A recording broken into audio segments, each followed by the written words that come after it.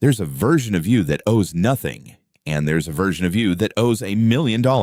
Somewhere between those two people is a story about risk, pressure, identity, and the moment debt stops being a mistake and starts being a strategy. This is what debt actually looks like, level by level, from 0 to 7 figures. And by the end, you'll understand why the scariest number in this video isn't the biggest one. $0 of debt sounds like the safest place to be, and in a lot of ways, it is. No interest eating your paycheck, no lender with a claim on your future income. Every dollar you make is fully, completely yours. But zero debt has a hidden cost most people never talk about: opportunity.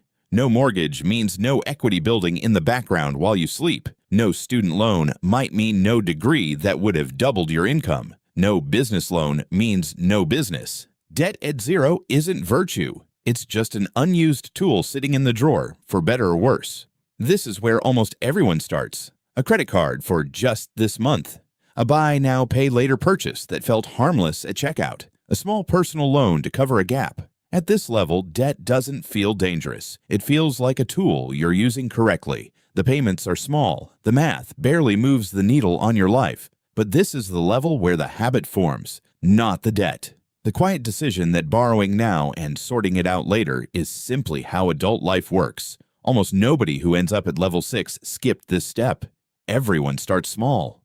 Now it's not one card, it's 2 or 3. Maybe a car loan stacked on top because the old car finally gave out and a loan felt like the only option. You start doing quiet math before bed. Not panic math, just an ongoing awareness that a chunk of every future paycheck is already spoken for before it arrives. This is also the level where interest starts working against you in a way you can actually feel. The minimum payments stop meaningfully reducing the balance. They mostly just cover the interest, which means the debt can feel strangely permanent even while you're actively paying it down every month.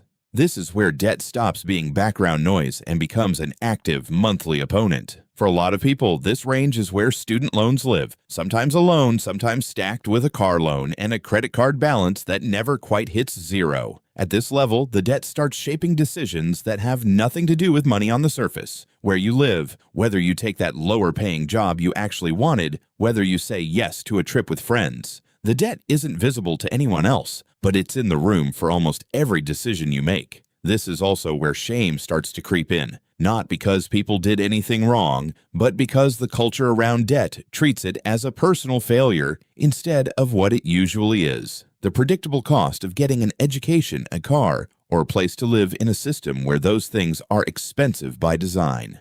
Crossing into 6 figures of debt changes something psychologically, even if the monthly payment barely moves. This range is often a combination: student loans, a car, credit cards, and sometimes the first signs of a mortgage. The number itself starts to feel abstract, almost unreal, disconnected from the actual dollar amounts hitting your bank account each month. People at this level frequently go quiet about money entirely, not because they're doing worse than their peers. Plenty of doctors, lawyers, and graduate degree holders sit exactly here, but because 6 figures of debt doesn't match the story they were told. Work hard, get educated, and the math will work out. At this level, the math is still working itself out, and that gap between expectation and reality is where a lot of quiet financial anxiety lives.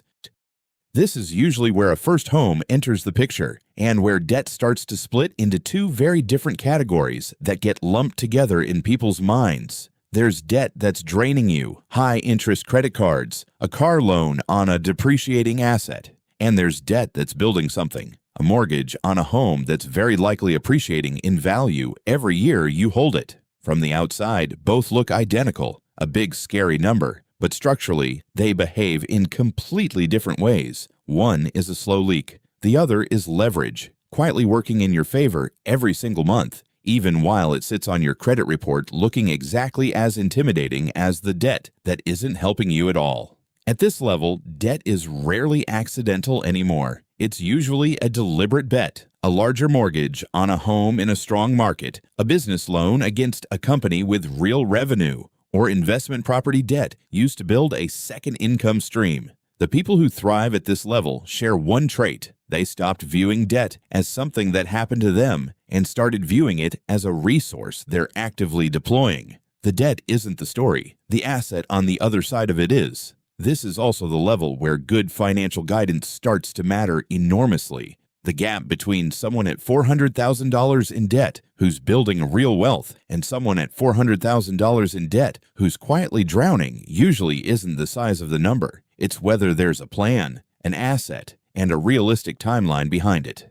This range is where personal debt often starts blending with business debt, a mortgage, plus a business line of credit, plus equipment or inventory financing for a company that's actively growing.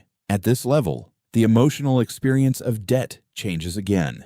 It's less, will I be okay? And more, is the growth rate outpacing the cost of capital? That's a fundamentally different question, one measured in spreadsheets and interest rate spreads, not gut-level dread. People here have usually made peace with large numbers, not because they're wealthier in spirit than someone panicking over a $2,000 credit card balance, but because they've built the systems, the cash flow, and the financial literacy to treat debt as a line item instead of a threat. Approaching seven figures, debt is almost always attached to something large and deliberate. A substantial mortgage in an expensive market, a significant business expansion, or leveraged investment properties. This is also the level where the consequences of a mistake scale dramatically. A downturn, a bad hire, a market correction, any of these can turn a calculated bet into a genuine crisis almost overnight.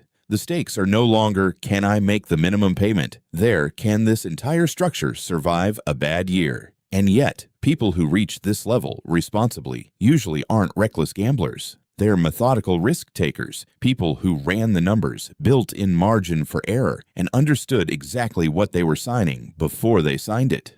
$1 million of debt sounds, to most people, like a crisis. For the person carrying it responsibly, it's often something closer to a scoreboard. At this level, debt is rarely about lifestyle at all. It's almost always structural. A mortgage on a high-value property, a fully leveraged business, or a real estate portfolio built entirely on borrowed capital that's compounding faster than the interest it costs to hold it. This is the level where the original question of this video gets its clearest answer.